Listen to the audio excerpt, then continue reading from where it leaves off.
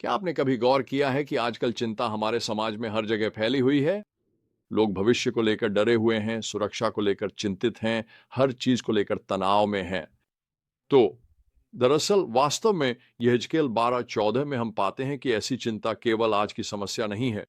असल में यह परमेश्वर से दूर होने का एक लक्षण है। ये अध्याय एक गहरी सच्चाई उजागर करते हैं जो आज भी उतनी ही प्रासंगिक है जितनी यहेजकेल के समय थी।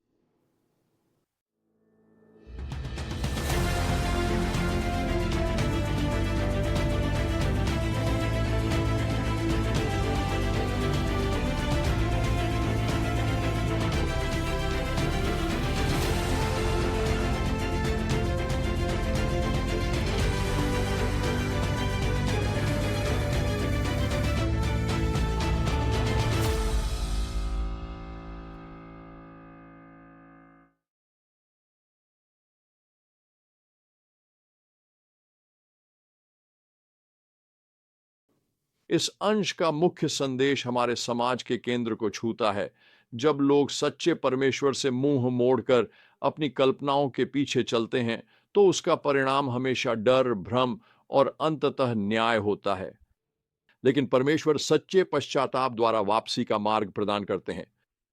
परमेश्वर यहेजकेल से भविष्यवाणी को अभिनय के रूप में प्रस्तुत करवाते हैं, जिसमें आने वाले निर्वासन का उल्लेख है। वह अपनी चीजें समेटता है और सांझ के समय दीवार में से खुदाई कर निकलता है। यह नाटकीय दृश्य है। यह यरूशलेम के लोगों की उस कोशिश का चित्रण है जब वे बाबुल के आक्रमण के समय भागने की कोशिश करेंगे। लेकिन सबसे चौंकाने वाली बात यह है कि परमेश्वर का अपने लोगों का वर्णन, उनके पास देखने को आंखें हैं लेकिन वे देखते नहीं, सुनने को कान हैं लेकिन वे सुनते नहीं, क्योंकि वे विद्रोही लोग हैं। उनकी आत्मिक अंधता असमर्थता का विषय नहीं थी, बल्कि यह उनकी अपनी पसंद थी। लेकिन यह केवल शारीरिक निर्वासन की बात नहीं है। परमेश्वर यह भी बताते हैं कि उनसे दूर होने का भावनात्मक और आत्मिक असर क्या होता है।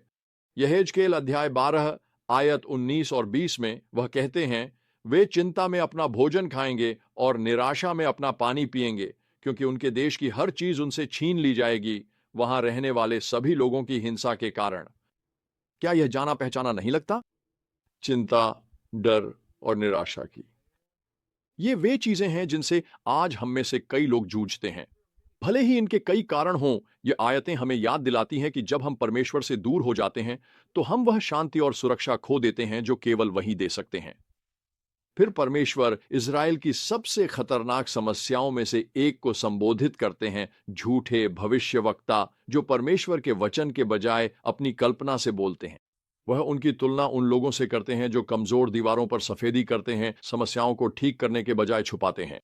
वे शांति शांति चिल्लाते हैं जबकि असल में शांति होती नहीं, और लोगों को झूठी सुरक्षा का एहसास दिलाते हैं जो मुसीबत आने पर बिखर जाती है।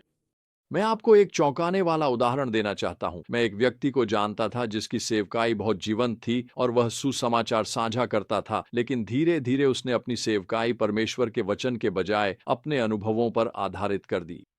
कई साल बाद उसने एक पत्र भेजा जिसमें दावा किया कि परमेश्वर ने उससे कहा वह अपनी पत्नी छोड़कर एक युवा महिला के साथ चला जाए। वह भी उन्हीं प्राचीन झूठे भविष्यवक्ताओं की तरह जाल में फंस गया था। उसने परमेश्वर की स्पष्ट आज्ञाओं के बजाय अपनी कल्पना का अनुसरण किया। यह अंश अध्याय 14 में अपने चरम पर पहुंचता है, जहां परमेश्वर गहरे मुद्दे का सामना करता है। हृदय में मूर्ति पूजा। बुजुर्ग परमेश्वर से पूछताछ करते हैं, लेकिन देखता है कि उन्होंने हृदय में मूर्तियां स्थापित कर ली हैं। यह केवल भौतिक मूर्तियों की बात नहीं है, यह उस किसी भी चीज की बात है जो हमारे जीवन में परमेश्वर के उचित स्थान को ले लेती है।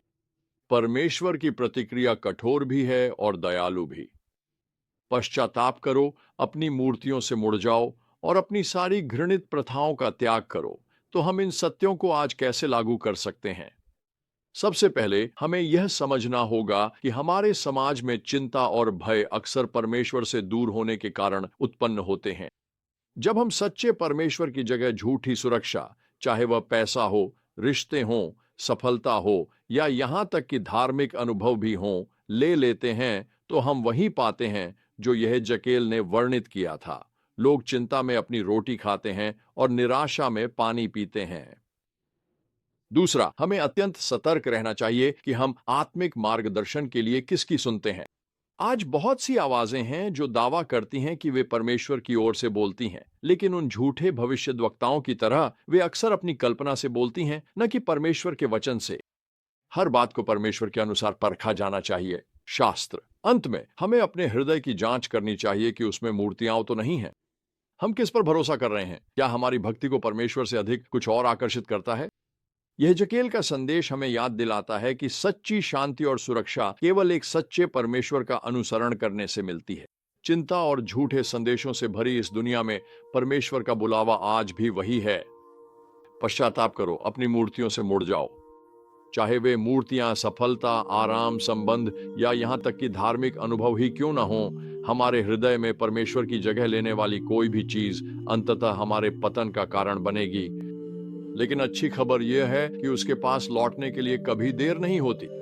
वह अब भी बुला रहा है, अब भी प्रतीक्षा कर रहा है और अब भी पूरी तरह से अपने पास लौटने वालों को पुनर्स्थापित करने के लिए तैयार है।